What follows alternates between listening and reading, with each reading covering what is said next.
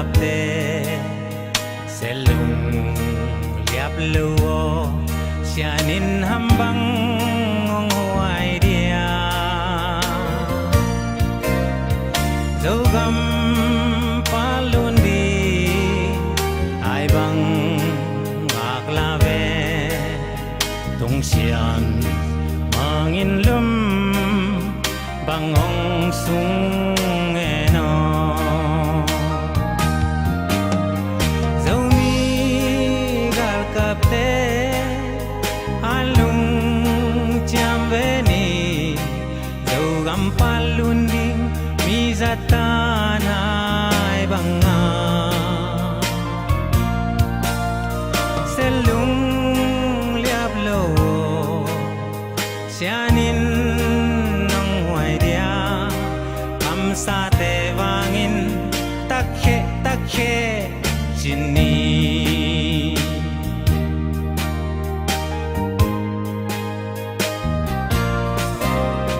tuan le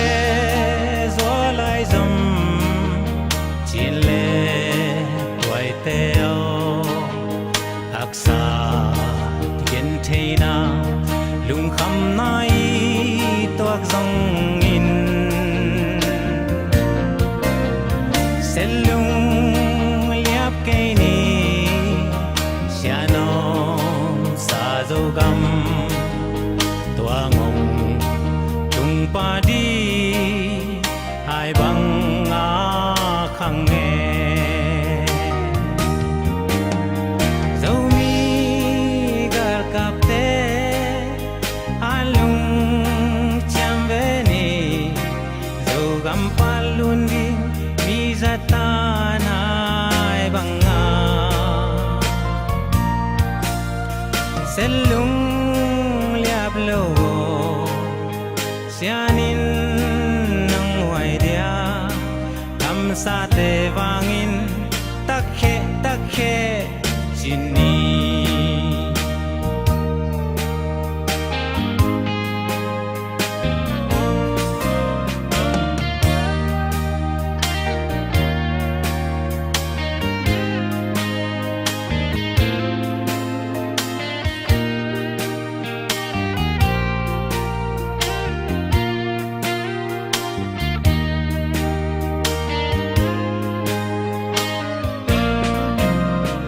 upa ma bang pat sa dấu mi gal kapte sul nung zuin sem ni gya bang zon ve ni izo gam nun noa lai tua len na gam nun bang in noa me sianin hong ke me dấu mi gal kapte alung cham ve ni dấu gam palun di mi zatan ai banga selung liap lo sianin nong huai dia am sa te wangin takhe chini dấu mi gal kapte alung cham ve ni dấu gam palun di mi zatan ai banga selung liap lo sianin nong huai dia am sa te wangin takhe chini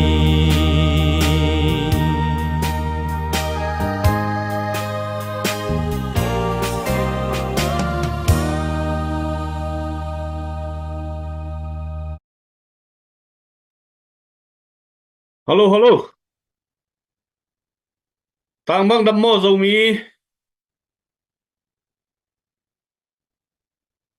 Lấy tung bộ bao dầu mi nô lệ bát tê hì đâm tê kia mô. Zues gamadina tunitak sanini nitak kina ZPCC fundraising committee minto i 1 million project anitak somni veina anitak somni na imabante zom thei kigdina topan hunphang pia ahi manina hunphang pia topa tunga masana lungdam na ko masahang toma bangina mi pi thang pia ong pan pi ong share sa komenong pia sumle pai thalingal to thunget na to mang pang zogam phu na dina ong ki hel mi mal khem pe te tunga na pi takina lungdam hi chi amasana pulang nuam hangai ithei sama bangina tuni tak pen i hun lim chima ma ahi manina mi pi lam panina tulai takang lut online sunga ong tu zale som nga kim te na happy na to i vai puak i tau hua na hi nana share sakun chi amasana ong thum nuam ngai adia kina tuni pen zomi te dina atupi ma le ZPCC fundraising committee sunga a special ni deu ina akichiam te phial hi na tuni tak pen adia kina zogam movement ai zongina zomi te masuan maban thu tampi tak ong ki gen khedi bek tham loina ZPCC zogam chara thule la ki ching takina ong ki sur to dei manina mi pi lampanina thungai di le thu lim takina ingai tekna dina masana ki chial nuam hi hang toy manina zomi te na han chia mina ma pangkhom di hiang chi tunina khat ve amasana ong chial nuam ngai tua hi na tuni pen thu lama ilim lut ma dia tua ko mai na zogam phu na dina 1 million project zong maban ma akizom to ahi manina leitung bupam zomi khem pewina zogam mi phu zo na di le zogam gal kap te thahat na dei zongin ZPCC na sep na Amazon thei na dei zongina tuni na gam le adina ma pangkhomina piak khian na le thungen na to ma pangkhom di hiang chi amasana chel nuaming tunina nang piak khian na nang mapan na hangina zogam sunga nopna dai na ngom dei manin tunin nang piak khian na le nang mapan na thunget na ki lungul ma ahi manina tunina tua lungul na le imapan di dei na to ZPCC fundraising committee na han chamina thasanina ma khipang to ahi manina mang pan pi thang pe khem pe te tunga lungdam ma hi chi lungdam na ki ko pha ba hangai toma bangina tuina share nana share sa kham tang wo mi zani ki mong lut tai na tom ve menen ni bek hunong la to lai ningi na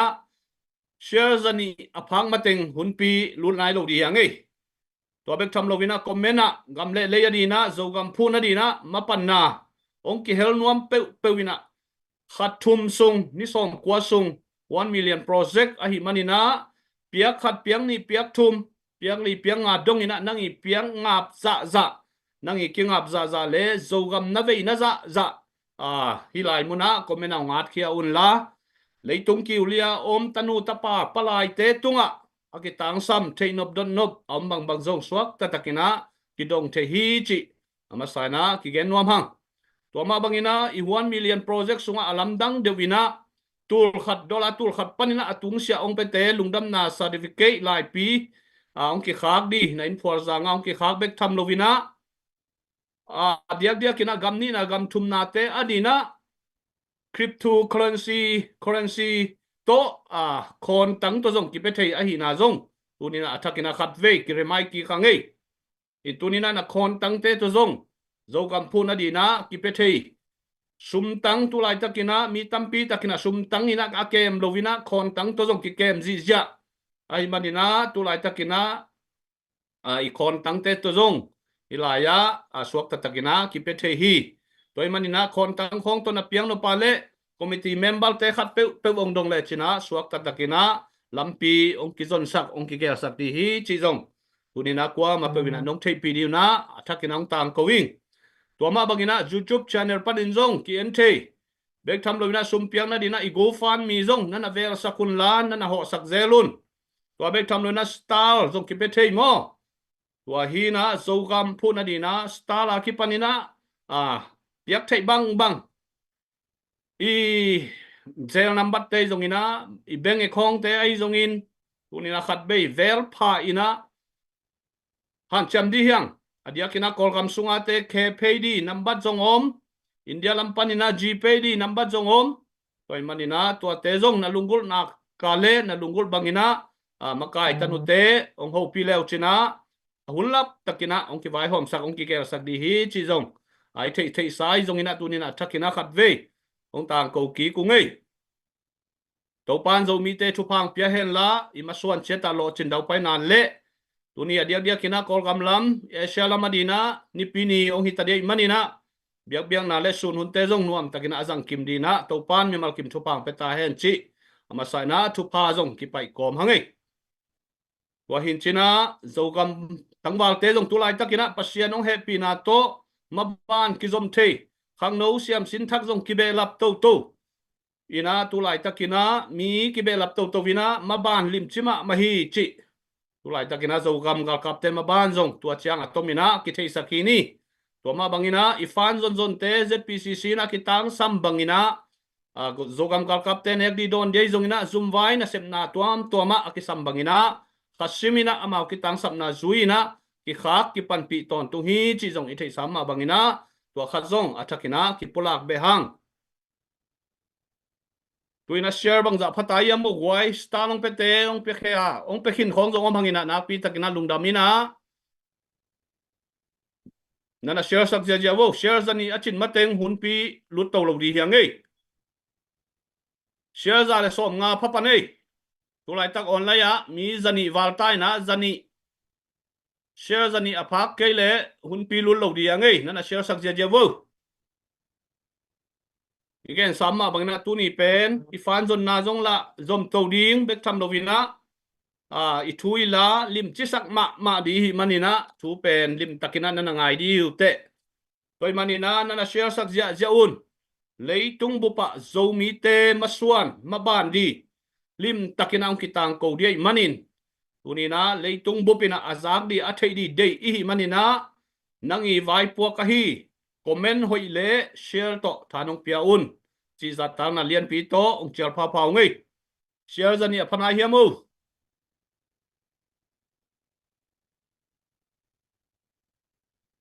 zogam phudina nang le kei tunina akitang sam hiangei zogam thahan na di nang hi che zogam phu na di na nang vai pu khi ei tunina namdang ten i zogam ong phu pi lo dei manin zomi akichi sin sen zomi te na zogam i phu ku dei manina tunin zogam phu na di ang ki hel kha mi pe ma mi ham pha ong suak di hi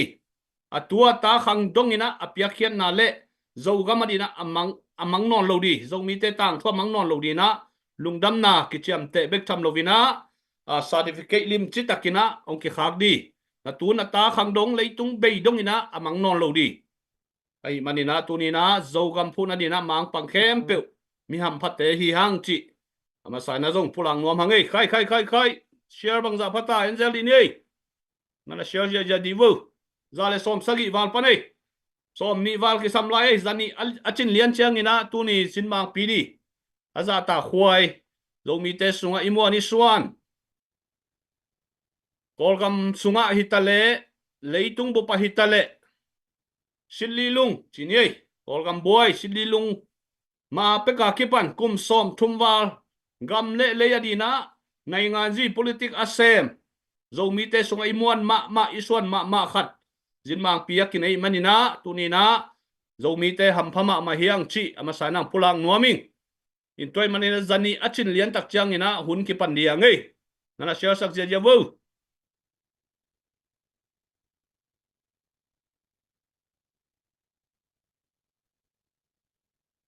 khai zomi thasan gamle minamadina na semte na panpina ahi manina na share sak wo comment zong alim takina ong kien dina akitang samlo comment te zong ong ki bandi akisaparen ki remove lai di hi toy manina comment hoi no to zomi te tha ki pedi angei za le som giat phanik takai zani aphak lian chiang ina hun ki paniei nana share sak zia vô zo mi te na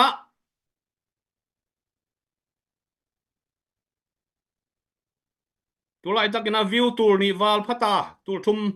phadi hi tai na zani share la phang na ka le hun ki pan di angai to ma bangina zo gam phu na di na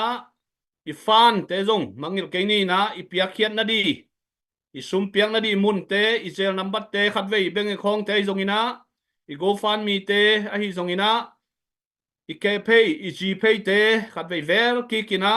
to khat zong i lung sima mangil lo di hi angai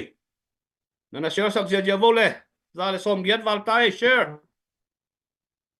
tak khe zo mi khai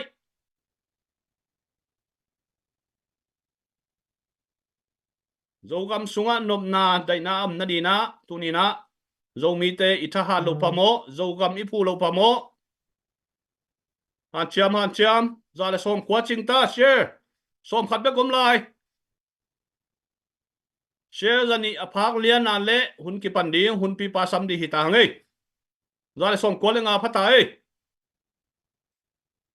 athumang zo mi te akit tuak zo mi te akit zo mi te hi manina na pi takina lungdam hangai tuina share zong zadi ong phato di tai na hunte akipan to hi ni na i zo gam phuna di na i fan piak di zong ha ko ma tekina na kam chiam a beisa i zat ngei ma bangina komena ong ajia un chi za tang na lian pi to mi pi teng chalingin tuina den again sama bangina zo mi te sunga tulai takina nai ngan ji politics lama pasianina thu phang piak sak le imipil imisiama inga tulai taka tulsa khopia teng iza tang ma pu go som khup za tang na lian pi to gam le adina ama pan na tele mai lama zo mi te maswan di ama igen thei bang again dina za tang na le khut ben na piana pu go som khup muak zia ni komena khut pi ai zongina live pa hi zongna ong suak sak zia di vo wa khan munwam lai hangai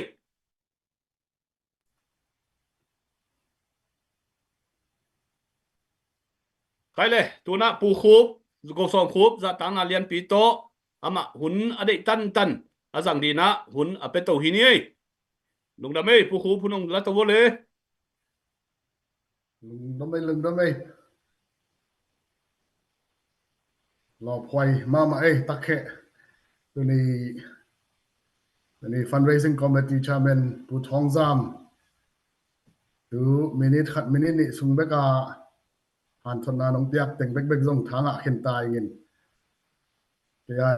ding in gen be ding tam pi om tuan lo a hi zong in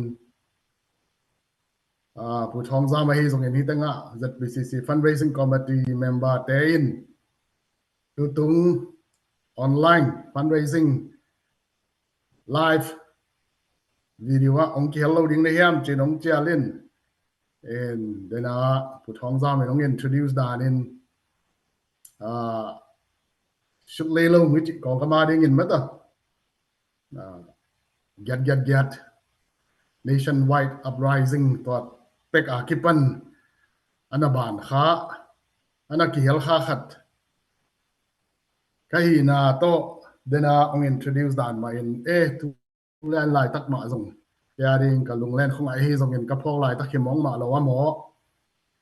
tu ni bang US lam ba august ni som hi na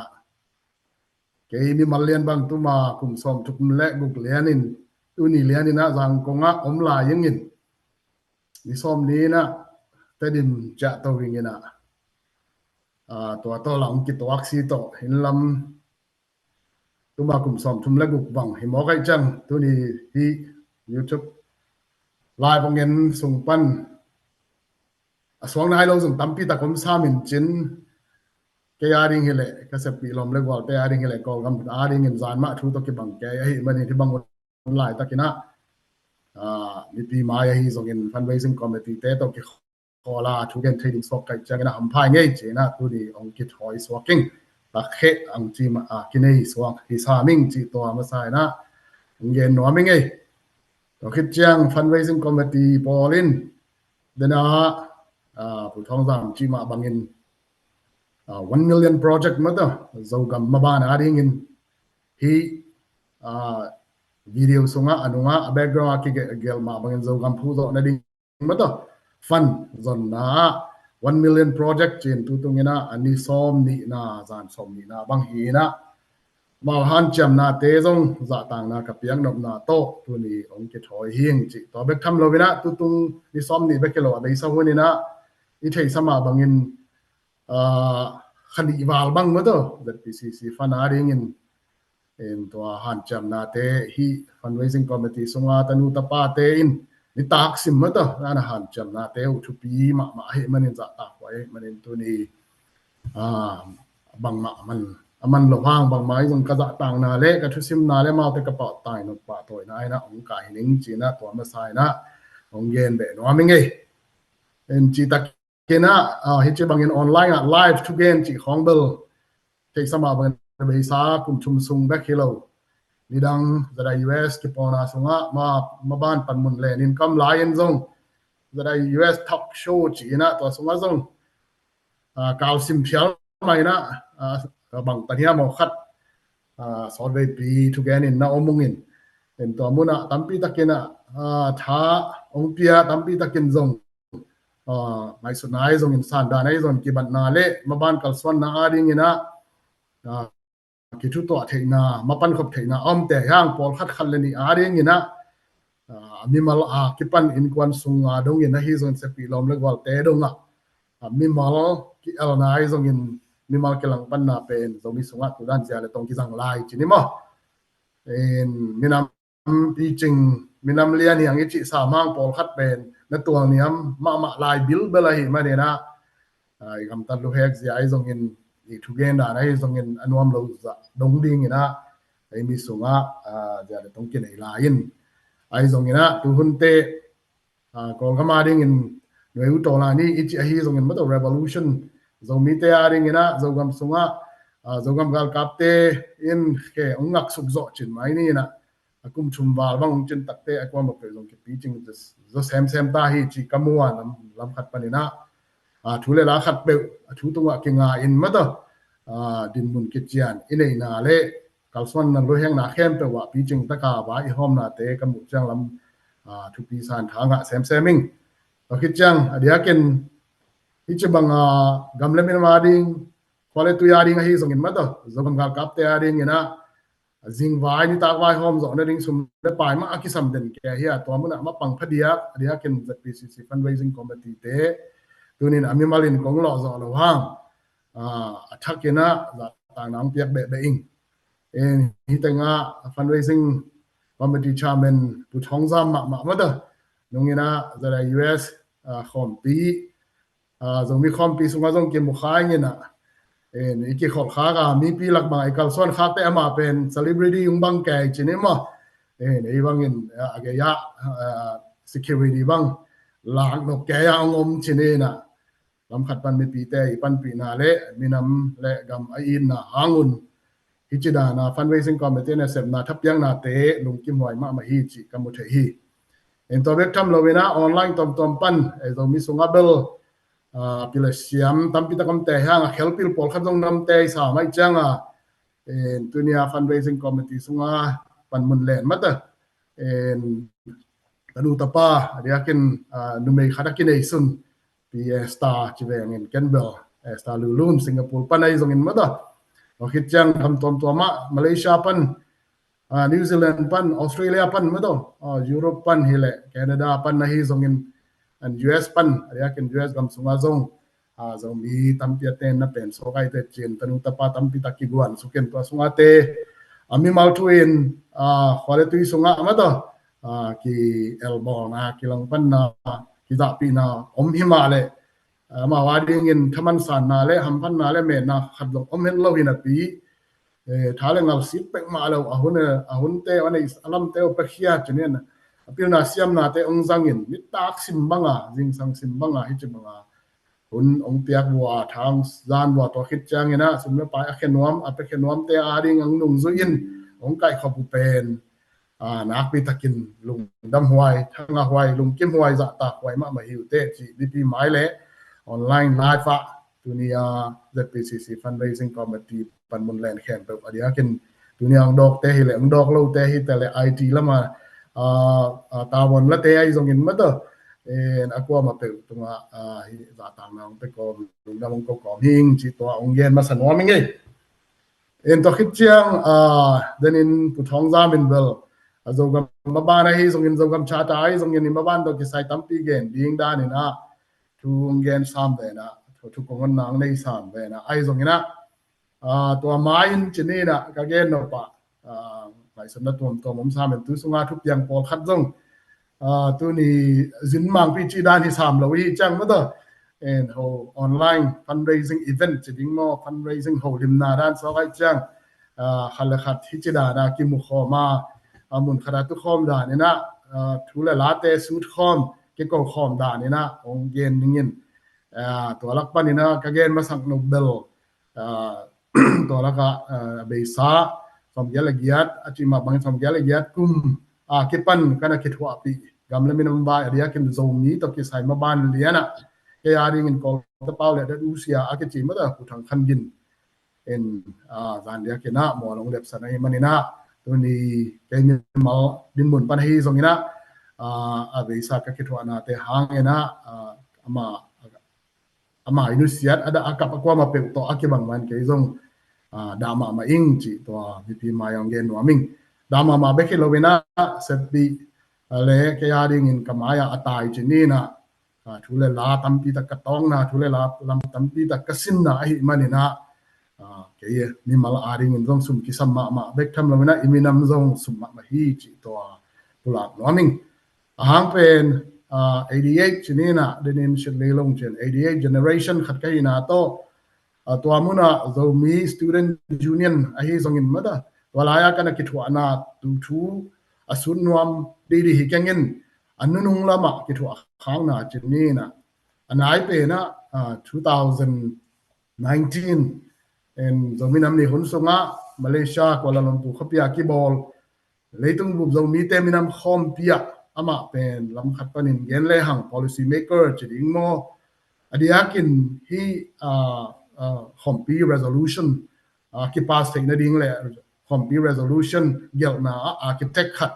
policy draft khat ong swakin to khitchang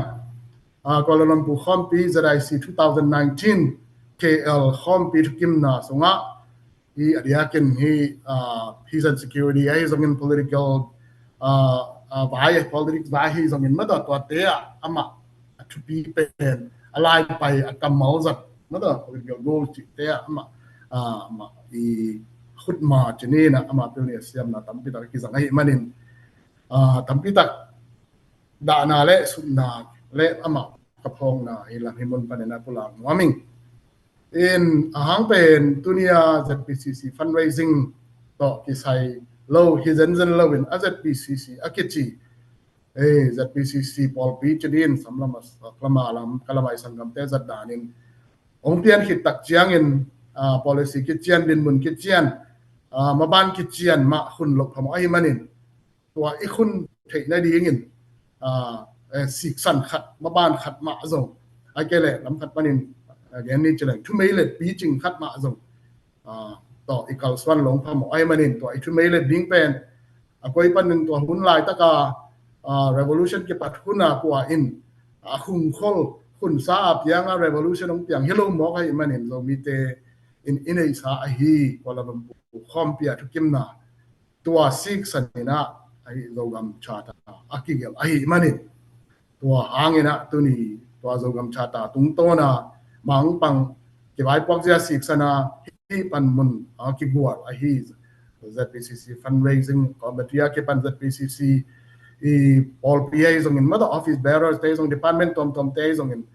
to zong chata tung to na ong ding khia ai manina to hang in bu thang khan gin pen bang chedia sakhi tuine ken pan ni chele hang chi na zui to le hang ama pen tu ne na ka phok lo phamo phadia khi chi to hi bang hun gen kwan pula kwan ka ni sun cha ong pula no hi ngai to kin chang ke khol thua bel 88คุณลายนะก็ลายเงี้ยเรื่องต่างทุกสอบแต่เดี๋ยวเงี้ยนอนเกย์นิ่งที่2000 hit 2016นะเมื่อตอนจะได้ US กี่ปอนะปันมุนแกลนก็ฮีลายน์ zo mi khom pi tu tu nga ki mol ma bangin Nashville khopia Tennessee Nashville khopia zo mi khom pi ke bolen to mona political political affairs committee chairman ka hi na to hi zongin hi chang convener khat ka hi na to hi zongin political forum kinin to mona zong ku thang kan gin pen ama zin mang pi le speaker chini na in lam kol kam na kidang ne resource person dan ma in zong akit chial hi ama I policy draft chiding mo policy guideline ma sip sanina tuni i ZPCC in ibul kumada zogam chata akipan tulian lai takin hi video wangen akwa ma pe hitale no me na pang in kamdona again zo mi movement echi to zo mi movement achi in banga hi hiam chi mata tulian lai takin zo mi movement chi again te han khale khat zong to zo mi movement hiat na ai kele definition no ki bang hin the hello ai zong to tung ta nga the US khompi zong mi khompi sunga political forum akini na tung to ni na zo mi movement ichin banga hi hiam zo mi movement ichin zo mi te in zo gam sunga self determination nga theng le ding na han chiam na pe ma pen zo mi movement ki hi chi le to han chiam na pen United Nations Indigenous People Forum sunga bang to aki kip sak ma da indigenous people rights nga akigel self determination le igam leitang zomi te twal swang minam khathi na to ama wi leitang tunga thunei na anga theina ding thunei na hamphat na pe to nga thein le han cham na pe ma zomi movement ke chi hi chen to ting 2016 na US contact Germany and US lama zomi te aring in zomi movement lim ta kena ke define che ya to tung ton in 2019 tak chang Kuala Lumpur khompi borin tun to te sik sanin kol kama ungna bulu ka pumpi in ungna ong su khit tak jangin kol kam bupina thau toy chini na thau toy ai kele arm struggle chiding mo then na kan tola ni ong zangin u tola ni spring revolution ong pian tak te zo gam suwa zo mi te ma bana ma do dingin ma apang dingina aki pudahi ZPCC in zo tua thu mui le pi ai kele zo mi movement ma sik sanina zo gam chata akigel swakin to zo gam chata sik sanin ZPCC ki vai pok ya ki pok phaki chenin to hangina pol khaden zong to amuna amai process ai zong in ma kalswan zia atalo pol khaden zong nung dot ki bel in na pai zia ani nga tong ni ki gen lian lo hangin to adanin awam pin pu thang khan ngin ka phong na kom le then pu thong zam nong introduce na tung ton in wa to shet le lo nga ma pang ngai khara hi na ong chi na to ki zo yin to teng to gain the chini na to gain of the is of mine na to teng ong ki introduce kom le ka thu kong hon na hi pot zen di he no en a saw le ding yam thu kong hon na in to en ka gen no ba tu ni kong gen no padia ga de na chi sama bang na zo gam cha ta su thu zong zom to lai ni to kit chang thu pen chmong nen thu lo cha pian nong ding mo ai ke le ko te na ta bo te ya ye chi dan to dan ni ve gen chang tu hun te online hin ta le live event hin ta le lam pi ta kin long ki lung lut khol lo ai te tu lian lai ta ka thu pian pol khat jong cha mai na ma ai ke le a bei sa thu pian ti ya news da na hi khol lo ka to kha thu pol khat jong ong update bil bel leng ong share bil bel leng chi to ka lung se mo min en to azo gam as a PCC tuai dong en gam chata thu ka gen mai na nung khasong in ke khwalin na sem na to khwalin koi vacation pai kom to la ki to ken Tennessee lam Nashville lam kaum lai ta kena ya US lama omma to biang na lama ke pol na lian pen khada hi ZBCA pol pipanina Peace and Justice Department to tanga chairman SM sia pau khai chini na sia pi pau khai in message song kha kin twani to khai na Nashville holim na khadom ding event nong ka thei diang chi na ke dong la to ki ma om si to athungai ding be ke na wakil leng oin te chi na to waka ingin to zong tom khat ong share pak dom nge to the fundraising committee te ta le tanga ong ngai pol khadin zong lung lut kha thei ding to khit chang to nia ki mu bang chira holim na tung to na tanu ta pa te athu bai hom ten bel to amina statement hi zong in mi pi to nga amao akilo masak bangona ong pulak sa ong pulak namun zong sa min chin enai zong en kei to hap thu to ke sain ma to tom khat kamuna le ka to hap thu te tom khat gen no mingin to tung to ni na tulian lai ta kai zo gam ma ban to ki sai tom khat be zom to nin na chu pen to peace and justice department te i vai hom na to chini na Nashville intake bill zomin kwan Tennessee te zong tanuina ki Halloween tule la vai hom people dina ka again that BCA Peace and Justice Committee te hi na and to muna mizo kampana ong kwan mo to mizo kampana ong kwan ama wi maban masabel hi zo ki khom pi lai ma CCUS Chin Baptist Convention of US hin jin to te in zo ma khom pi anei to ke to ken khom pi azin mang dingun Mizoram sunga al ki pong na lian pen chmai ni man minam ki pong na chilang jong ki khia lo amao e kol gam to ki bang hello khada ki pong na in chu nei mama bilbel swaken central YMA pana president pa ile to ki chang ena e kol gam dan ile siam sin chima siam sin ki pong na e president le atwing mu je secretary hi zong in to ki chang ma kai te ong payuin what they in he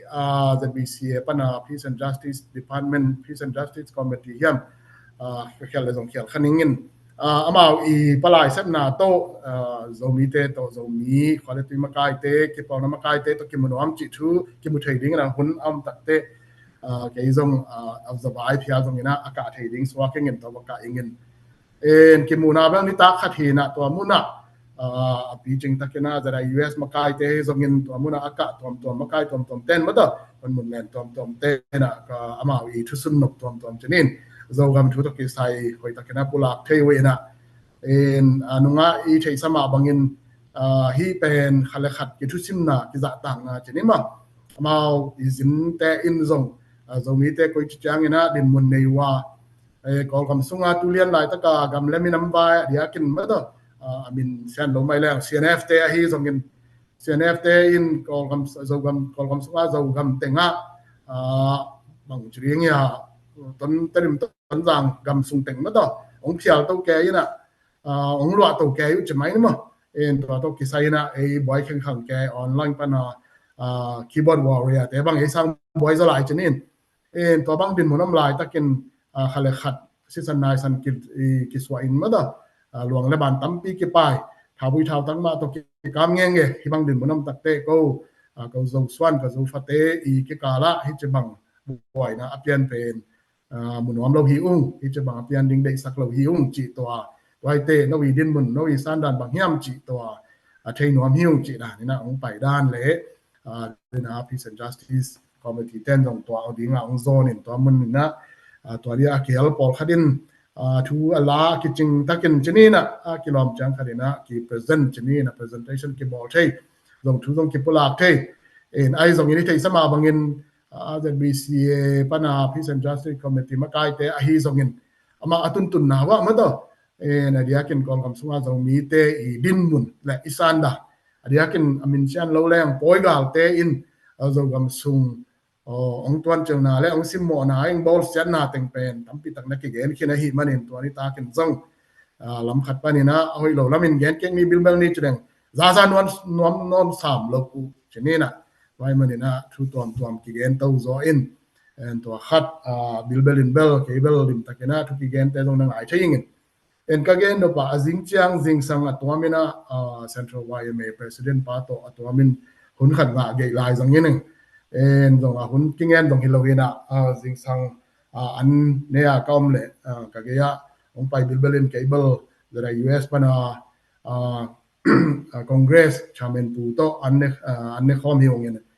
en to ge ong pai bilbelin to le ki introduce pat cheni na en azani ta ka amau klam pana again phat diak thu pen en kol kam sunga zo mi te aria kin chin state sunga u naw te sunga misunderstanding oma hi manin no le khat ki kala hi chi banga thabui thau tang suanga ma to ki do na pen khat long de ban ki tha sak ke chi pen hoi lo wa hi chen misunderstanding om hi chen to sunga zong aria kin ZPCC advisor te hi zongin azara US advisor te azara US makai ten dong misunderstanding it hilo hi ko ka gam sung wa ka veng te win ka sangam mu hi phia dong in kamun kamualu ong luai nong su sia in kan nek tu don tengung nek sakin ong sim mo in to pen misunderstanding ki chi thelo hi chi dei takin yen nom ke ina bang cha so sai na ki pulak te hang amao to bang ana zak zo dong na sot ta zong la lam khat panen ni cheleng ana thei sau bel hi bil in ayanga chmai ni na ka khel zong khel kha thei ningen a thei no blo chiding mo a thei lo wakin ei chiding mo amana zong ulian upate apau chang ina pau lap zong chi dan ma pau lap khat zong in misunderstanding a chi da ni na pol khat anunga zong ki tong tat ina in misunderstanding chi lian dong hi kin khol lowen amau bel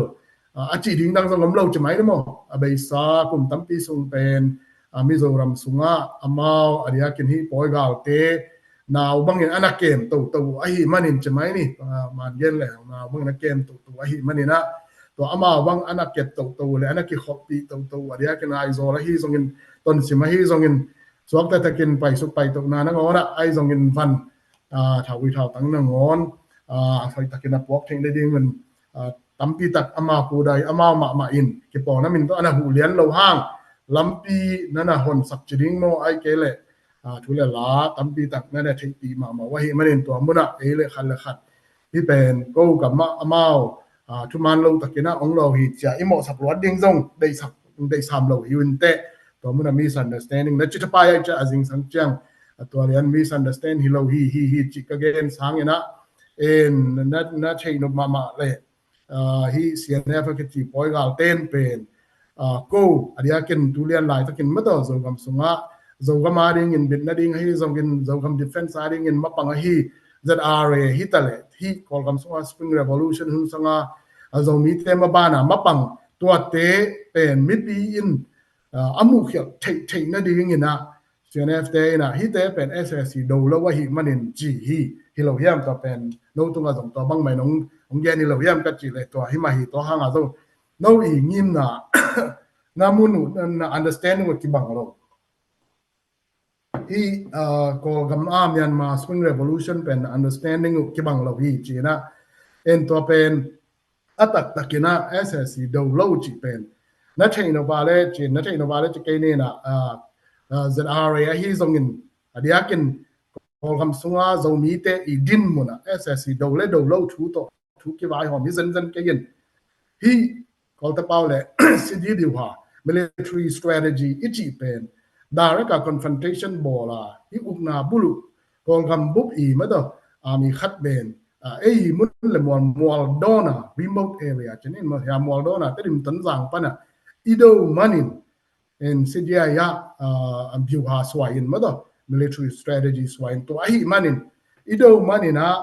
hi menong lai hi ukna bulu ga kap keding mo kelo ding chi hi zongin to khichang hi revolution pen Moldona terim kho tonjang kho sunga aum lingleng ama pol piu kele dial kang lam dinga ki thoi te ma to te himuna vulewai ka khwa ka tu vulewai so the na dingin en twa ka do sangin ko wa ka strategy u akibang lo chi hibak zanin ko waring ina adiakin zomi te in SSC do ding pen sidia ya i do ding pen ahun amun amual akingak le din mun kolgam bup i din mun akingak ka ki om hin to pen nang long thei ding hi te gen dai nai na India gam sunga central government ado ding in aizol hi le ton sim le to pan ina do pen among nang hi lo ding in aizong ina nang i pan mun pen Mahabiwa strategy pen lim taka na swat ke ale kachi le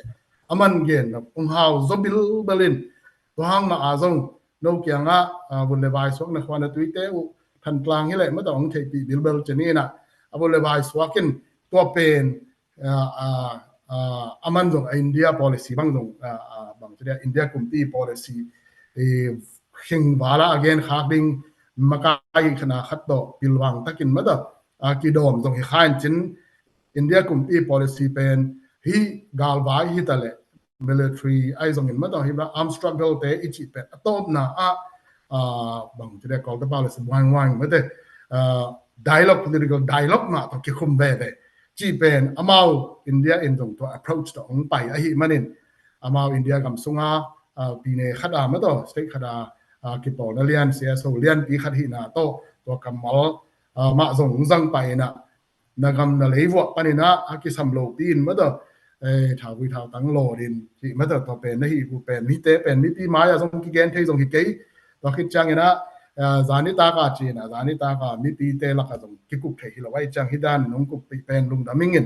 đâu đến muốn tiểu ta cái gì mà nên na cái chả cái cục chăng in nó đến muốn lệ mất rồi cái gen nó phát điếc đó tua sang misunderstanding ở chị thắp bậy mất rồi có misunderstanding này rồi strategy cái băng lô về cái thấy mình tệ atak takin to na ngon jong che ka gen be la ya hi boy gal te na SSC do lo chi na SSC do lo be kilon ki po lo hi chin kami pi te sunga propaganda chi ding mo pol khat bang na chu zo bek na bum lum zo win na kai khom zo win en to hang ina po sung na ngona zo mia ki chi sung na ngona khat khat ki tel khel na ngon tiang zo win tun ka khwa ka tu yu aria ken ta dim khopi bang gal ki ta hi ta in ullo sa gal kita strategy abiuha ki khial cheding mo ki khial hi manin en ullo sa gal nu me na pang khe pi tek khem gal kita in ghost town bang ta hi to hi te hi che bang din mun atun ben bel ko dong na sama ma ong in atak tak ben hi poi gal cnf te na propaganda ong kha be khun ssc to kipol lua ki sa ko ki pol ding gen lo các cái bộ khác đi allow mà một hizo hi gen te na pak be kong gen ngin ni kun 2023 November kha sungen ASEAN te intake sep na to SSC te hi le pate kol ta pawle ta na le kan first ethnic armed group te hi ta le kai comment dar ka saboi khat tunga akimu sak lian lo hang ama opinion kai comment na kimu thi na ding kilem to thi na ding avai hom na to amuna ama pai ma sa pen cnf ma kai te hiเราไปอากิเทลงตัวนั้นเลยว่าที่เจ้าเสพครบทั่วชนิดจะเลยหังอามาเป็นดูเลยดูมาอินซงทั่วอันนักกินจะซิมเบ้แบบไปซะ NCA หุ่นลายไปกับบางทีอาชุกิมนาเตมาอุซงนักซิกสันลายเบ้แบบเพียรงำตัวนั้นเป็นมาแล้วตู้นี่ดงมาทั่วเลยละขัดเป็นกองตะเป้าเลยบางทีเต้าโบเต้าเป็นอิจิมาบ่าที่มิจงมาไกลตัวกันเกนนะอามาเป็นอสูนาซานะจูเลสานเนี่ยข้อมานะอันนั้นบ่ายข้อมข้อมันตู้นี่ดงมาอามากี่ข้อเลยอามากี่ข้อเลยปังข้อมจิ้มลายก็เป็นมิปีอินองเตลเขียนนั่นเองอ่ะก็เป็นกี่ปอเลน SSC ดูแล้ววิจารณ์ propaganda ขามองบอกเห็นตุนตัวอดูน้อมตัดเดียวให้เลยบางห้างเนี่ยนะแต่ดิมต้นวางอดูดิ้งน้องกี่ชอยอยู่เยี่ยมจิตเตตัวเตเตลมาดิ้งนี่แต่ก็จิตเตตัวเตเบลเตลมาเองเทมาเองกระตุ้นตุนน่าเจนอามาองโดดคาราเบลบางห้างเนี่ยนะฮี NUG กุมปีมาไก่นานไว้อะชินสเตทสุงาบางจะอาร์มกรุ๊ปตอมแต่ไอ้ที่ส่งเงิน political party แต่ไอ้ส่งเงินก็เกี่ยมูปีเข้มเป็นบางห้างเงิน NUG ก็มาไก่นานไว้อะลุ้นน้อมโลมอกกูเฮียมจนตัวเลี้ยนเบลก็จะมีแต่อีดินมุนจะ PCC ดินมุนจะอะไรส่วนคอมเมนต์ดินมุนเลี้ยนฮิจบังฮีอะไรสักคนหนึ่งส่ง revolution ที่ปัดหุ่นไล่นะว่าจะบังเงินกิบูนาเล่บายอมขบนาเล่กิกุมนาตั้มปีกันเนี่ยen zong kam chata zong kigel to tum ton en to demand te zong hoi takena amao thei ding en zong ki po a hi zong in NUG a hi zong in NUCC a hi zong in taina te hi ethnic armed group te I mado ema rights le India to akibang en mado ko te federal rights pen adol na ngona ong ki respect lo ong ko simlo ken then aina state level federal unit level a hi a to ki chang state sung level a zongอย่างนั้นไอ้บางส่งอันนั้นเกี่ยวกับตัวมาเอาง่ายๆจะแล้วมันตัวจะมีอมชินนมตายมตัวเตละกะขั้นเลยขัดfederal rights กิจต่างนะเป็นมาแล้วเว้นตัวเป็น NUG ล้ำปนินะอามาตัวล้ำเด็กตะกาองค์บ้านดิ้งหัวเละตัวล้ำมา promise จีนี่นะคำเจ้ามาให้ส่งเงินทุกกิมนาเด็กดิ้งเป็น fail หิดิ้งฮีตัวโลนักกิมุปีทั้งเต้นตัวมาเกนินอมิงก็จิละหิมะตัววีเวมาส่งเบลเกนเว้นตัวเป็นมาส่งชินสเต็กสุงาเช่นอามาเกนโนเบลก็อุโมยนะ CNF เตะไอ้ส่งเงินชินแลนด์ Defense Force กิจเตะไอ้ส่งเงินมาต่อตัวกิจจัง ICNCC เตะไอ้ส่งเงินชินแลนด์ government ไอ้ส่งเงินตัวเตะเกนนอมิงเอลินชินเกียร์ดิ่งส่งบางครั้งนะ NUG เตะตัวกิจปอดให้เราย้ำแต่อามาเกย์ opinion น้องแหละตัวส่งขัดให้สามินชิน changin bel gen bangin to na athei bil jong lam dang sakik bil beling chi to hi tung tang bak cha ki mu na to ki sai azing sanga nai ni sungbang ka ki khona tung to na to tom khat thu pi za de tengong share no amingin to hi te bang bangai zongin adiakin man dong hi so lama ga zongam ga kap te hi zongin mada to te to bang bangai le ki mu na nei nai lo swang no kai changina Paul pi lam pani na dia kin zararo Paul pi panin zan diang main zong ton sima kimu chen dong deu main dong kimu ki ko chini na zo ro te han cham na to ma in ama ong pai ma in zong ton sima zo ana kimu khin da no hin to muna kimu na Eastern Command vai zong za PCC pana hi zong ina kimu nam the nai lo wi chang ina asor lo ina kimu theina ding ina vai hom ni ai zo la ong pai un chi hong bel ong vai khap ke sam le na kwa as a PCC pan bun len te zong in zo gom gal kam kai te kwa ki thoi zo ding hia to khat bel ma ban kine hi chi khat ma tu len lai takena hi alai fa online a azan nuam lo to yom ta yang to ka to khap thu ai manina to ngen hiningin en to lo to ile to ni is a PCC fundraising committee I ma ban hi na to ke zoin pol khaden don na zong ngom that PCC fundraising committee in sum zong ke ina tu lian lai tak koi chang bang ma ban tun ta sum le pai bang zanga ta hiam ko ya kha ko hiam chi hong dong ki dong bil bel nge mai ken dong ka the ti chang dong mi mau thuai zong ina ka ko ta pau le lan mi ta lao zong na dong ngi ni ha fundraising committee te tung zong ka kana gen king do pa tu ni vp mai kong gen no pa ai zong in mata en kwa in no na hong zong in mata na sem le hang a khut bo ni ai zong in hi na sep dan a keu toy dan man lo yang chi ding vi ve hin to la ka zo mi te to hi chi bang ami nam vai gam vai quality vai ki pol to ma ka da panakum som chum bang da bal tai to bang ong chi te pen quality sung hi la mi nam sung zong thu la ka zong ta kholo da ko helpil pol kha thi le lai menin to ko ma thanem lo ding hiang ma da ko ma zong to ima ban ko ta ba tu we sak lo ding pial sak lo ding hiang chi to khat ong han thon no ning ina en tu lian lai tak chinin hunina khen ni chla be sa kum thum sunga anu nung pe na zogam sunga poi te ina zogam lo ringa ong pa ya ong sim to wa ma to ong bulu to na hun ki pan tu ki ka sung bek en le ham khadi khatum khali sung he is a PCC fundraising committee pana sum ki pe khete gamle mina mai tak pi ya ma to sum le pa ong pe khete sum le pa te om lo vi le tu len lai takin zogam gal kap te I azingan ni ta kan ding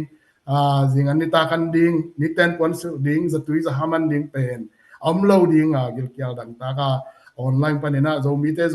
zogam gal kap te cha apan pi nuam to a centralized nuam to chinima en credit lan nuam to nuam to chune nuam to itam te hang tu len lai takin zogam gal kap te the PCC fundraising committee te han cham na to kinga sum le pai te om lo vi le an na ngo ling din muna oma hi manin tu ni ina sep na te ma ban kal swan na te tu ni hi ongen kha sum le pai mata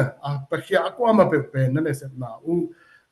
mai la mun ong ga ding hi ke yen tu le tu mai long ga bek tham lo na tu le tu mai na ki jang hi ka ma din ki jang hi chi pen to ka the pi chang ong thei sak lo mengin en to khit chang pol khan lew lewin toilet ZPCC fundraising committee in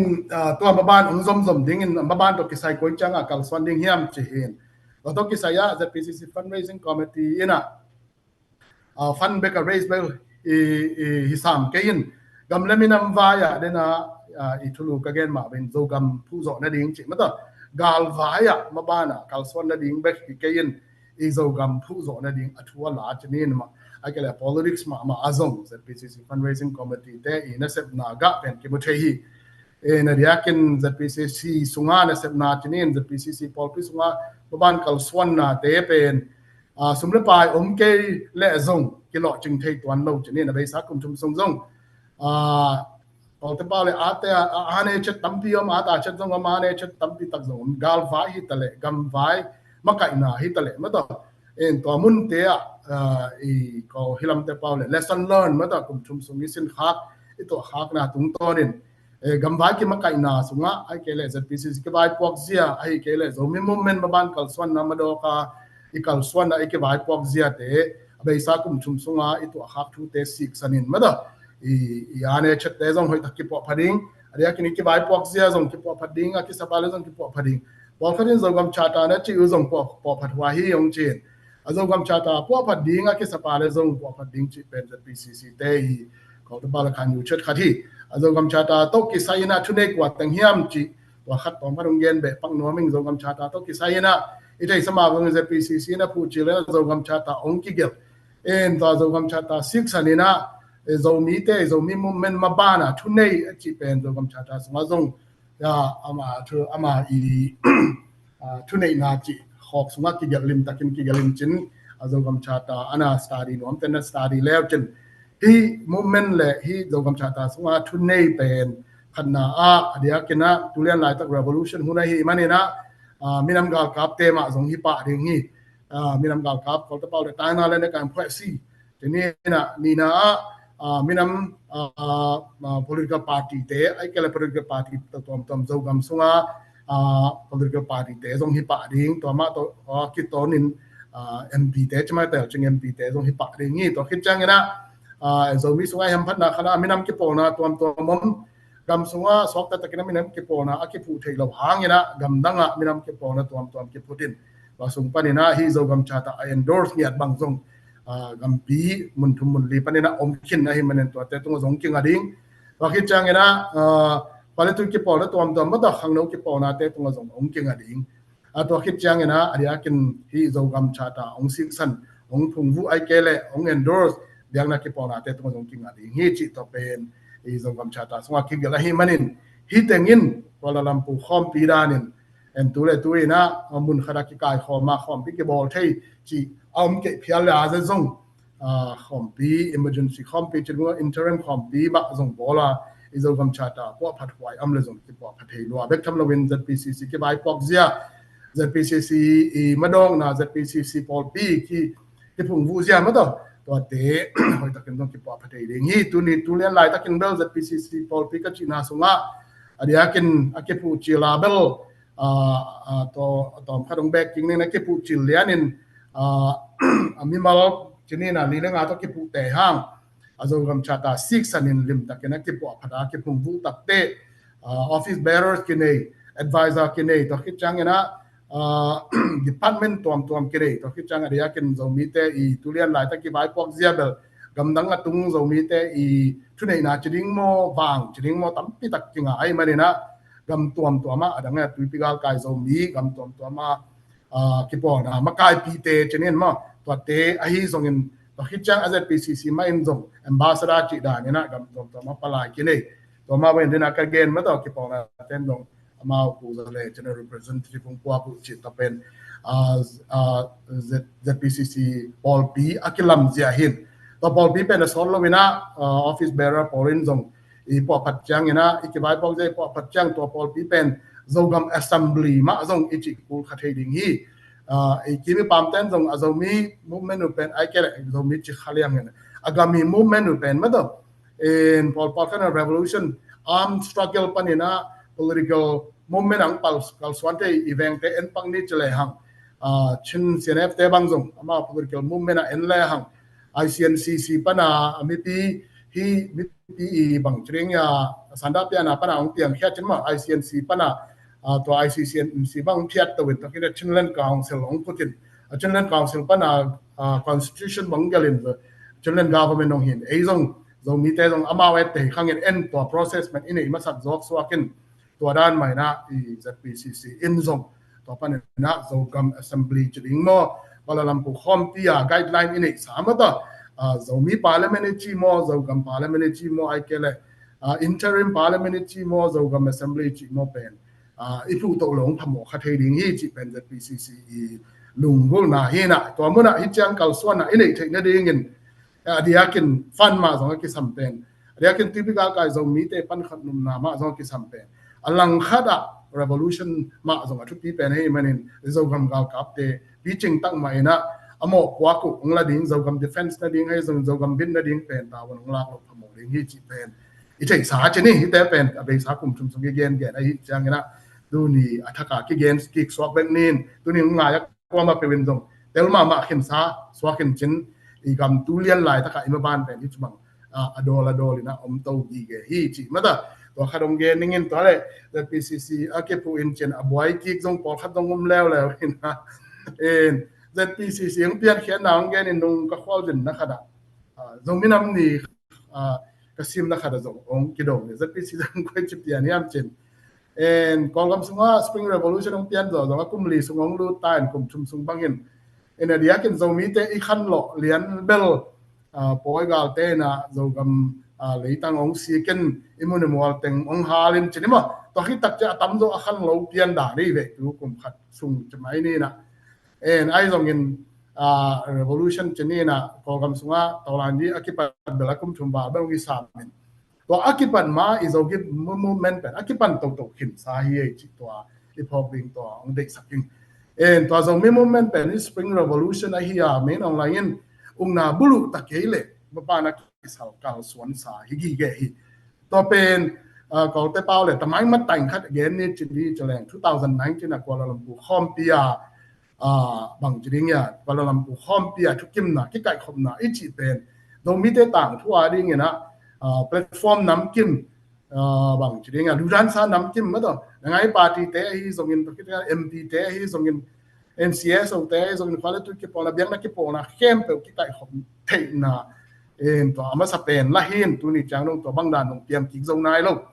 en to izong mi movement ma ban I thu mei le pi aki khung pen me nong lain anang teng di spring revolution ongom tak chiang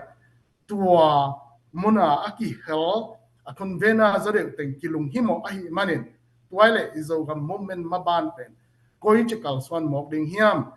hi sung spring revolution sunga I kol gam sunga to lai ni kala sol lo min to lai tak bel lene ka in pen tam nai lo chinima thawi tha tang to ina to lai ni ki se noi ding hita ai chang en Kuala Lumpur khom pi sunga jong yechukim na sunga Zadara Eastern Command ichi penin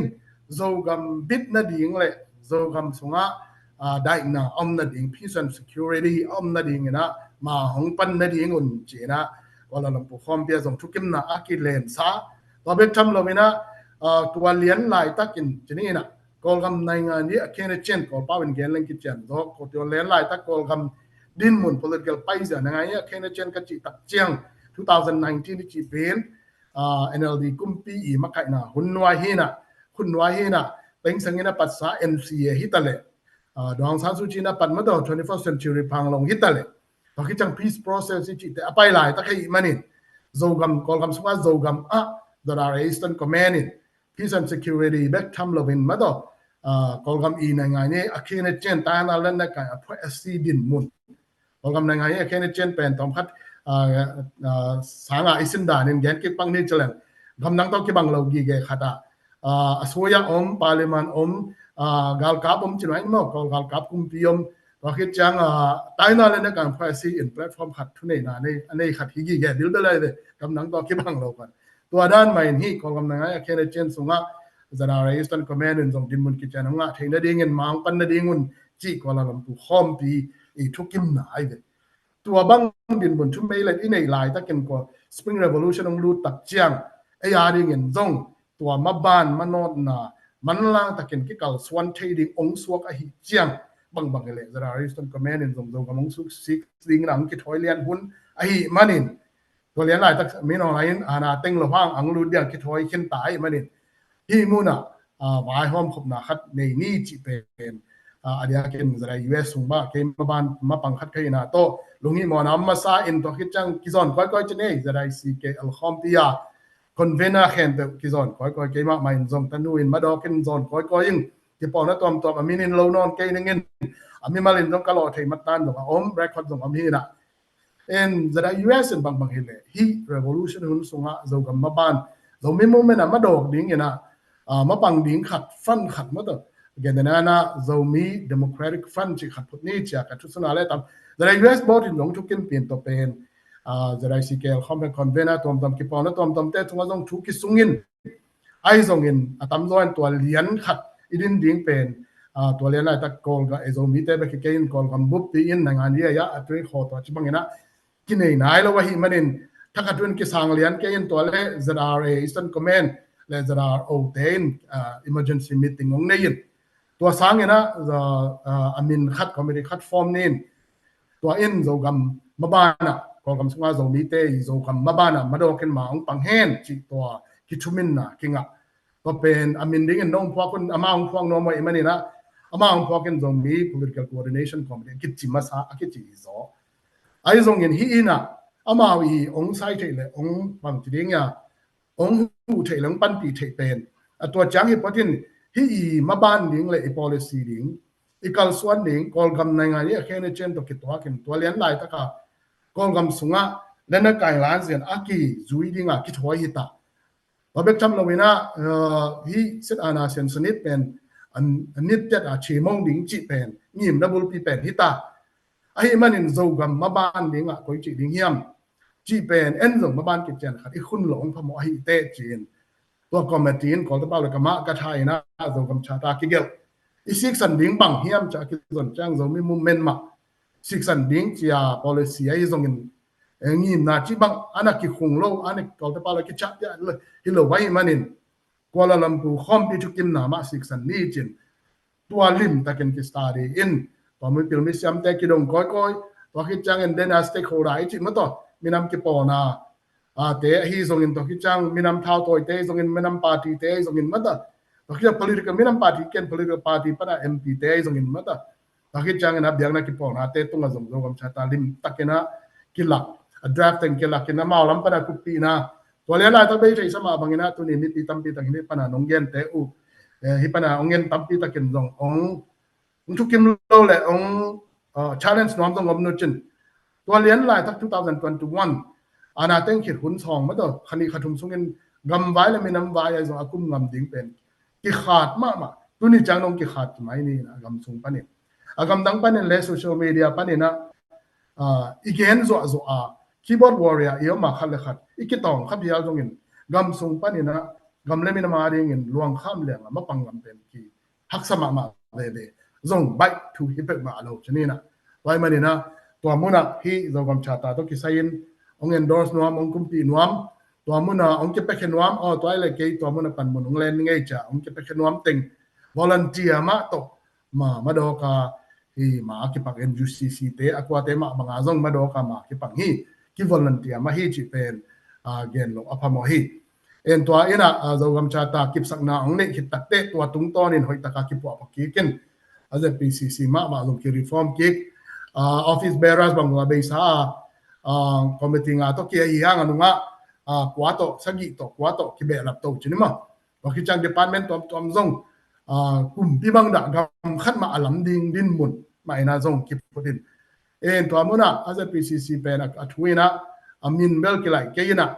en por pi din mun india la ma sangam te i kilo ban zata ro por pi chi ma bon por pi din mun kharin kidingin to in department khat bang zong gen na defense department zong kene to defense department naวันละดิ่งนะจะได้อีสตันคอมเมนต์มาส่งอากิสวัตมาส่งจากคอมเมนเดอร์เรนชิปาคิดว่าความมาเป็นตัวหมอกบอกเป็นองลาอื่นตัวนี้จังดงองไปโต้จะเน้นตัวเป็นกาลไว้ตัวกิไซนะไอ้ไซใจบานเลยไอ้ไทยปีคิดส่งที่เราไว้แต่ตัวนี้ตัวตั้นบาลงแกนเพราะไม่งั้นไอ้ส่งเงินตัวปอยกาลเตตัวตุ้งต้นนี่ละ ZPCCE คนคำสมว่าโซมีเตมูเมนต์เป็น ZPCC leadership มาไก่หนาต้องมาดูการมาปันหนาต่อกิกาลสวานินไอ้ส่งนี้ใช้สมาเบกามเซียนนะพอยกาลเตนะไอ้โซกำตังต้นจินขอป่าน้อยเสียนกอีบัวมาตักเตะกาลวายส่งกวนเลิกหนาฮิปาเลียนโลห้างตอลขัดซุงนุ่งกีบ withdraw ลงพมอดินหมดห้างเป็นquality ส่งกิดวินกิกาเป็นเฮเลส่งกิดเทกิลังปังเทกิดาลโซดิงดินหมดห้างZPCC กิปันโซกำชาตาอีสานด่านเลยทุเมเล็ดส่งคุณภาพส่งก็กิโลโลดิ้งนุ่มไม่นาวปังลาวทองสักโลดิ้งคุณภาพสิสโลดิ้งจีเป็นอะไรตุ้งบุปินอาสานมาต่อจีนบาคอนเวนชั่นอินซงอากิบสักทุกคนให้มาเรียนคุณภาพส่งก็โลดิ้งสร้างนะดำตะกินเขียมพันนินต่อคิดจังไปตัดท้าสานินมาต่ออีกคำ peace and security นั่นดิ้งอีมีน้ำบุปินหมอกว่าคงเตียงมาต่อโจกำกางเวลลงช่วงตะวันหลังได้ดิ่งนะจีน่าโดกำกับเตนะ akitoki hi chi AZPCC ai zong zong mi te tuang gen thu hi chini en toilet tulian lai tak ki koi chim ban pan hiam fundraising committee ten fundraise PCC zong marong na ma pang en toilet tun vai ding vai tak ki hom de ki thoi lai takin sum dong la dong dong nge na vel chin toilet izo gam chik changin poi gal te ai kele nam dang te gal panina so ta thek ne ding ai kele chik changin zo gam liberate ki bing hiam chi pen en ko ma pe vi thei no bet kam lun ken dong ka thei no chin mo izo gam gal kap te na koi chang mang pang ding hiam en zo gam gal kap ten bang changin vai ding ding na chi alang khan lew le wa tu nia hi ông ngân khá aqua mà bệnh party tuam tuam hi zongin thao toy tuam tuam hi zongin tampi ta kan gen chang zongam sunga thao toy tampiam pe nim na khat ki bang ai buang ai te ki gom thei le chen ki gom thei ding pan khop thei ding chi pe koi koi ya gam vai ba kilo si poi ya zong a hoi pen in a ven ingim na ke bara le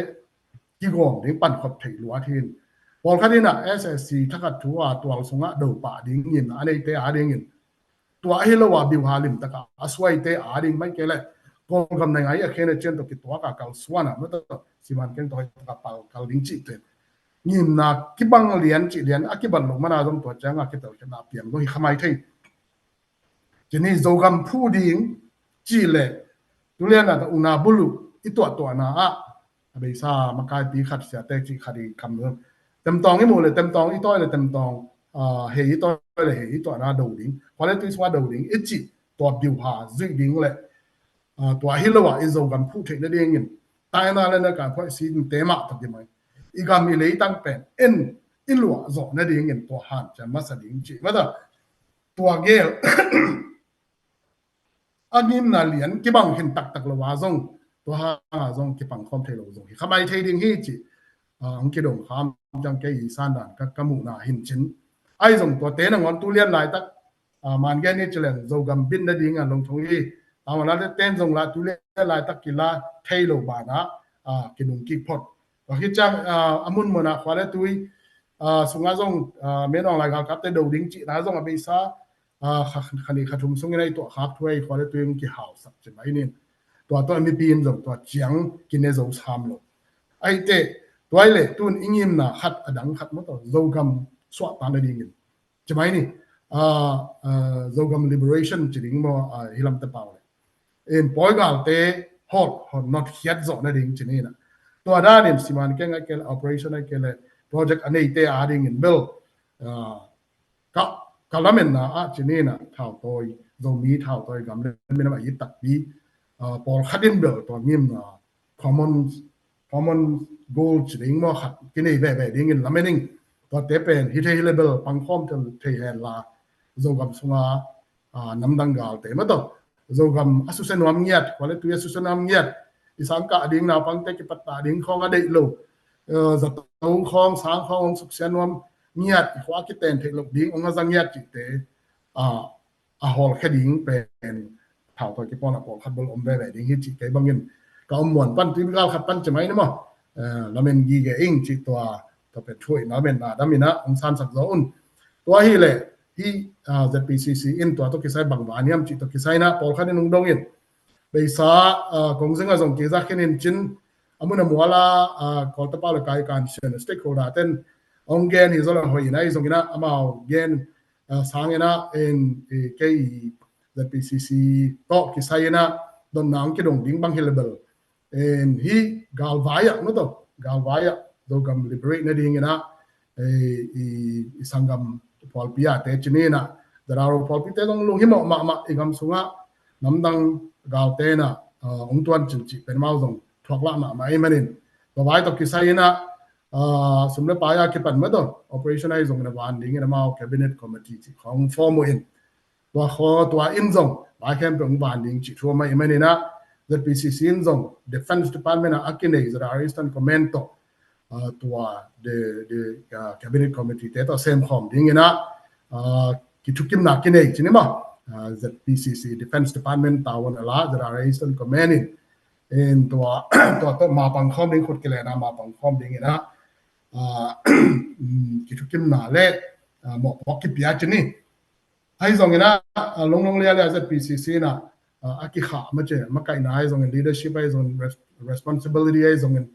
aki la lo le aki nusia chi bang helowin nisim anek tu don dinga ki pan day to day business ring money sim zing mani tak ba hom na dinga aki sam sum le pai te anek tu don ding te pon su ni ten ding te ma to e te za tu za haring te pen tu ni chang dong as a PCC ma in defense budget mai na aki khen to tang a defense department te defense department head te to aki khen to tang hi chi pen tu ni hi movement a support lo te za thek ding la le na ang ki gen kya swakin en to to ki sayena pol khadin centralize ai zong in bun khat khada agam tom ma zong zan yang man zong pol khatin na man committee tom zong ne in to te to pan khop ding chit ai zong the PCC ama i budget pong man pen bel allocation pen kini to ding in wa muna i hampan ma na khada anu zara US kompi domi kompi sunga zong ke zong to political forum sung ani ni na wakil khai nge na ongen na wobel banga panelist laka pu thang boy pu thang hinge len chen omlo wa hi chang chi da na matan mu nge na to muna ong tu pakin chi da ni na ong samun to zong kel khai ngen en to muna awai hom na u atu pi ma khada mau zong amau again pen officials oin chen the DF ke chi ma do en zogam development fund chi khat to azong ding committee khat formen to in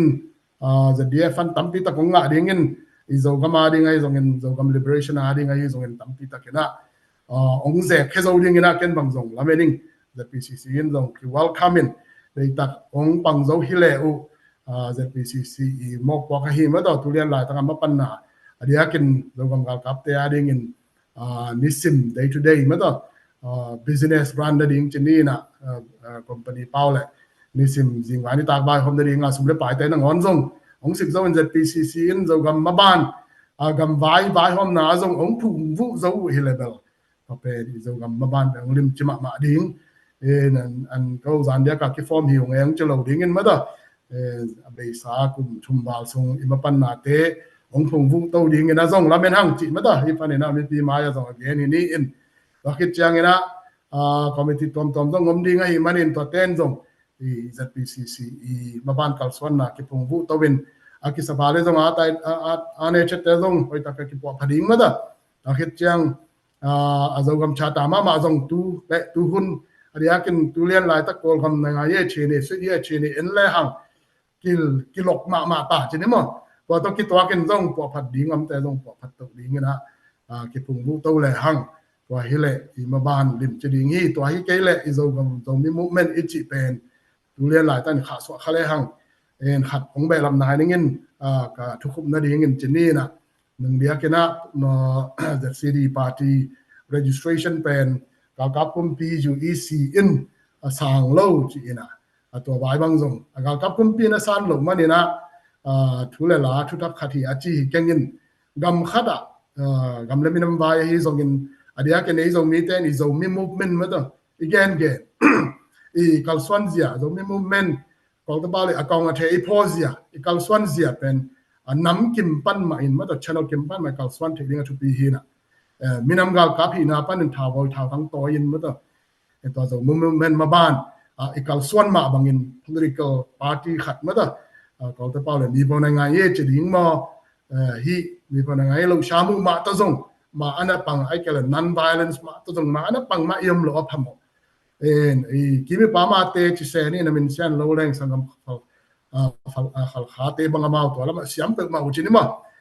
bek tham lo ma ko gal kap sung na ngon na zong ma mi na nei ai bel to lam ki siam dai lo mi bon nga ni political platform political party platform azong din mun ki cha nei din SSC UEC ina recognition of piak lo mani na din mun abe chi ba hipe ma kayen wan in dong pu kam le anin amao I din mun statement ding ma video to ong release kinin in kagen be no pa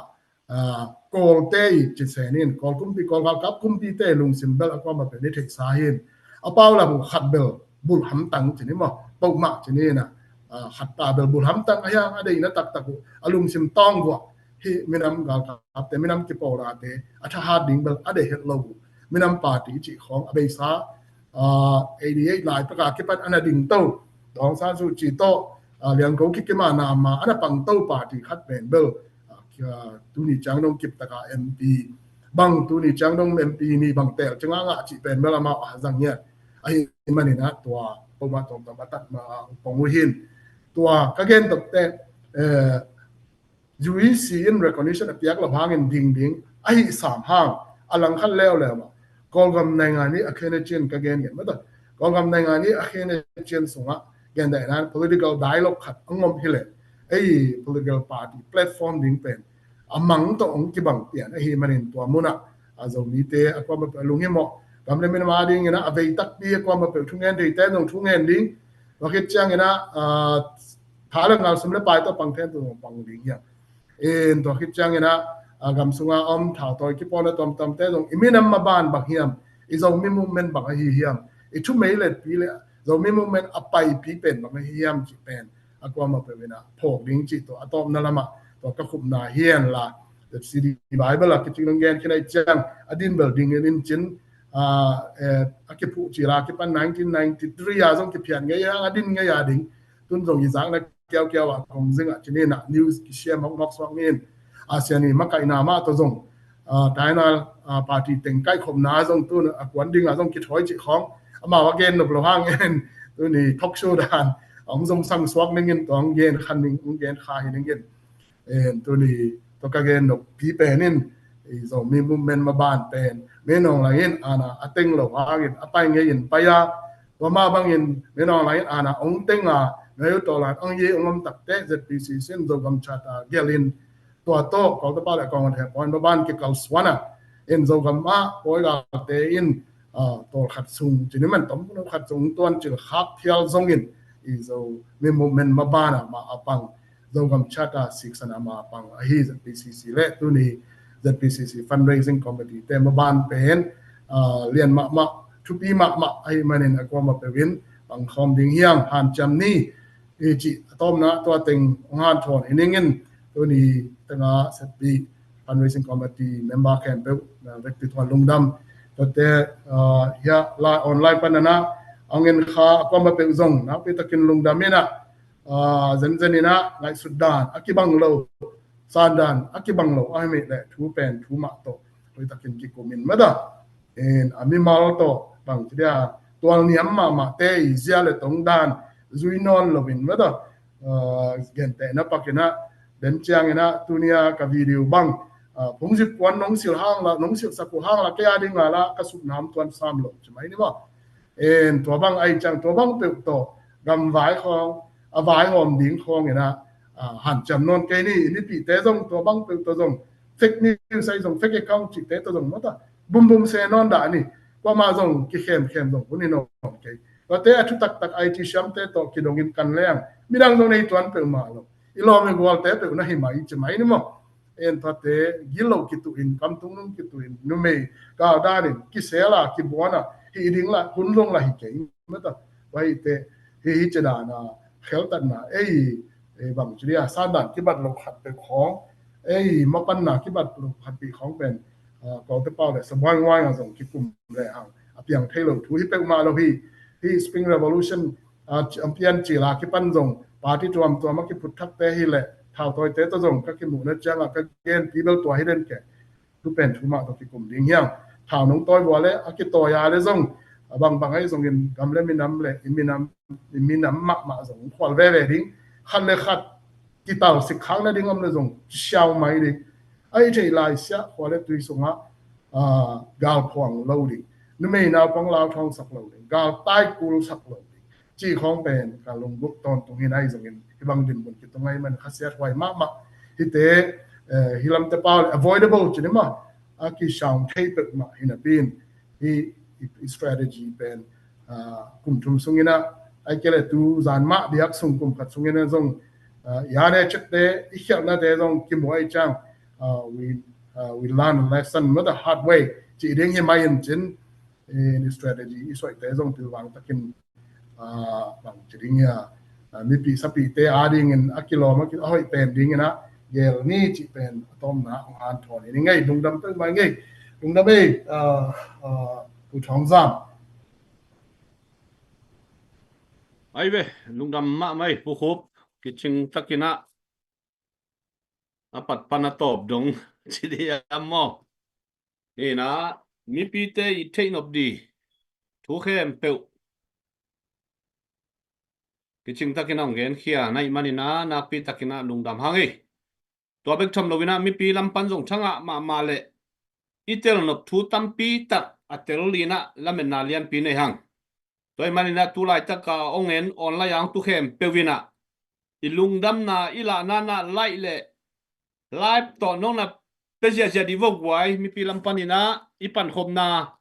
zogam ipu khom na imapan khom na ila na lai ai zongina live ai zongina nong na piak sak dia di vo komena hang ei in bang bai zongina zo mi te sunga hibang gamle lei ai da veile mi pil mi siam in ei pen nak pi takina ham pha hang toy manina pan pi ni mi pil mi siam te tha pia ni pa toy ni mi hing mau a hi manina khat ve chin lo na zong om khat thei thanem na zong om khat thei ma di hi ai zongina tua te tu ni na en lo zoi na mau thanem na te ai zongin pan pi na thai piak siam di tu ni na zo mi te na han siam di hiang imakai te thanem na ai kela chin lo na te akok again sia te hinon lovin tu ni na zo mi te akipa toy siam akilam to siam a hingiat dina han siam ngiat di yang tu dia kipanin mo mailam donga tua hile asol lovina izogam sunga nalian piung kisem zoding ilungol na zogam ong kiput zodi zogam state toy manina mi pil mi siama inei imakai te pa toy ina pan pi ina thapia ina han chiam pi ni chi tunina ZPCC fundraising committee chairman minto zomi akichem pe thang penwa mungei toy manin tunina hibangina thuman phale akitang sam zomi te sunga zogam chara ahi zongin ZPCC ki vai puak le akiphu sia ai zongina kiching takina zomi te maban de zongin ongen khia pu khup tunga nak pi takina lungdam hang chi lungdam ko na gen pa nuam hangin hilaya live ong pe zia athumang ngiat akipum khat ngiat zomi te komu manina na pi takina lungdam ngai to pan me makim thupang pen la to ma bangin tunina i 1 million project zong yup na kam chiam te zogam phuna dina mapan na te zong munuam to hangai to bek tham loina i live sungina tugen sungina ithungai kom maina stalong pia ahi zongina sumle payong pia akwa mape te tunga nak pi takina lungdam ma mahang chipen lungdam na kipulak la khangai kipulak pha hangai tua hi na i hunjong kiching ma ta le thuzong kiching ma ta ahi manina hunte ananong lama ko inin tulai takina online panina umna kam chiamai zongina zogam phuna dina ong pe nuam khalani ai zongina yom kha ka le comment zong nan en ko mungin comment ang aja leo chinchi tua khat za ta na lian pi to ong chial nuamungin tua lo hilaya stalong petekhem pe lungdam ma mai tuni pen stalim mo ma mahangina tur nga tur som dong ina mo to som khada ki pan mo in gam le in na ve na to nei man lam man hiet lovina phal takin anong piang na te pen to pana thupang pe di hi chi lamen na lian pi na lian pi nei yang to ma bangina mai lama zong ZPCC fundraising committee min to 1 million project ong kizom to lai di khathum sung ni ta som kwa sung ai manina nong na chim tak lo di hi ute igamina nopna anga dongin daina anga dongina inasem na pen ki khol thelo dei manina tua khat akwa ma pewina han chiamina ma pang to di hiang chi zong ilai mun panina ong tang ko pha ung tunina ong share saka komenong pia stalong pia layong pia lapong pia zo mi pi khem pe na pi takina lungdamungei to pan thu pang pia heno tuina undang committee member lampanina comment sim di khong am khadia kamu khak lo umna kam chiamong pia khong am khaya mo katang ko khak lo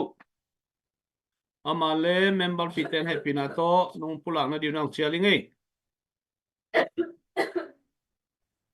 Amo sa pa. Nakakasusa ang pa. Ah, the non king sorry. Hun ki patunga kamjam alivi na achi khat omnya ngelin deng te. Anamin ong kulak the ki nga anamin kung kulak lo hang lungdam chi hipot podina chi khat omnya bat ni le.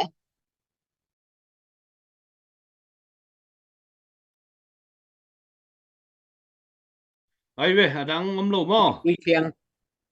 Tui khiang khang thak panin na alim zanga le som nga kalai na ko siai kit na tiang siai kup mung alim zani le som nga lungdam ma mong mo nana cham te hiung chi khatung kulak ni ngi ke lampan kanamu mo lungdam hangai guai gamle le ya diang pe khekte na pi takina lungdam hangai tuni nai thei sam ma bangina ZPCC fundraising committee te zong hi bang da nina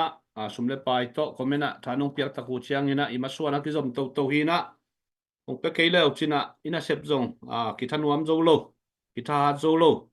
ina hi bang dan mai na gamle le in na tanong piak khet manuna ko zong ka thau ha tina ma ba na ki zom to zo swakin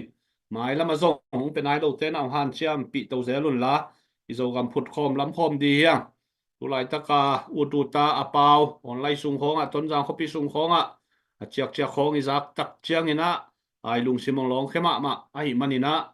tunina zomi te han chiamina ma pang khom ni chi athakina kizon pha hangai adang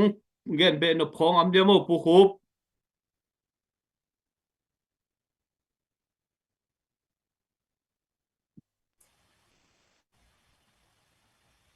buồn cái gì bạn nói là muốn dùng tàu đi ấy hiye nakpi takina lungdam hangai mailam huna pu khup thuken ma zong zang nop kisa kilunggol in mi pin zong view bang ong ka to zia in tua bek tham lovina share bang nak tam lo ma azanga bang phato di hita in thanga huai ma ina mailam azong mi pi te di na nong ki piak khia zeli thuman pha thulim chi akitang sam zo mi te di na thulai gil mailam kalsuan zia dia ki panina ki tang sambanga no hop son to zel di le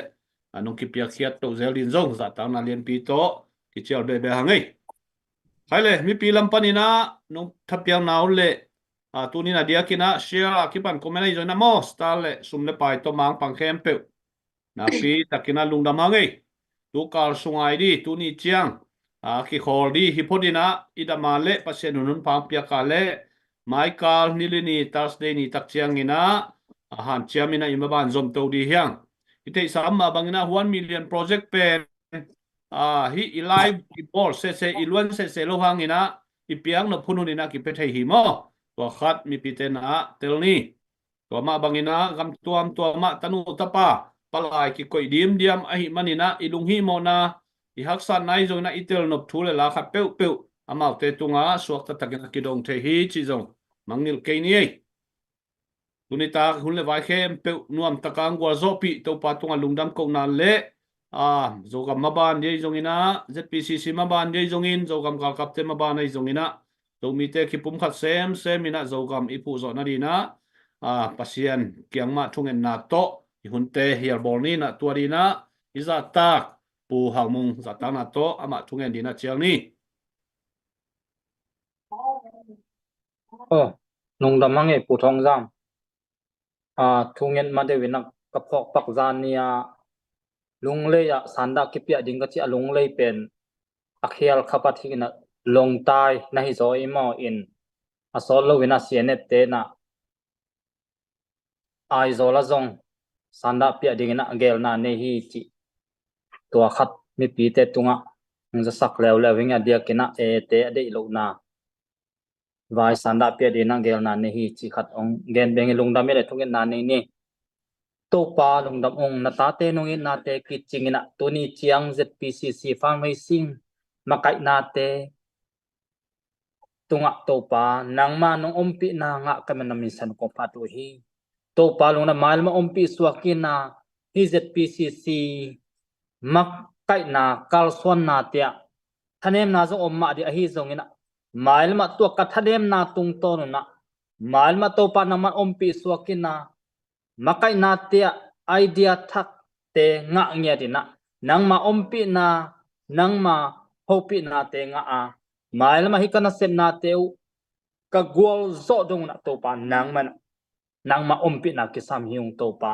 tulai te na to pa ka gam kalyo ka thua ku a hi o to pa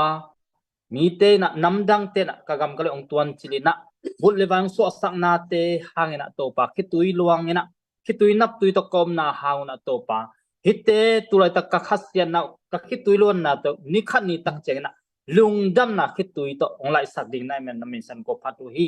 ka thuang na hau na to pa ki pum khat na ina to pa ki pum khat da ma pang khom na gwal zo na to ong lai ding nam nam mission ko phatu hi to pa zo gam gal kap teng tu ni chiang ane ka don ding te to pa nong sika nom pi ma bang na to pa chidam lu dam na to pa o ma ban dia lung ke hello na to pa ma ban te no swak zo na ding na khas siang tho to pa zo gam makai te akipana to pa gal kam makai te ban to pa gal kap me ma khat che to pa nang mai na to pa ong ho pi sakina pumpi than na khat than na tu pa to pa nang manong ton pi ton tung ta in tuni chanong chinong kep na te hang na to pa long damina malam nu ta nakal son na te zong to pa nang ma ompi na nang ma hopi na te nga ton tung ding kai ma to pa long dam ko hi thu teng khe be si na prang thokin na zu jesu na kong yen wang len to pa kapasia no amen Amen, amen. Nung dama ma tu niang en kha online paninang tu nule pa ule na wakwa ma pe to pan tu phang pen la mali lam hitale asia la ma te jing pha na le biang na zong anuam takina jang thei kim dina to pan tu phang pen la ni tak ni tum na lamam te zan pha china mang pha ki pa yang ei to pa tu pha zo mi takhe HP mua na in arrest tu khat chi mo to jong hiang kulak pat suai hi nge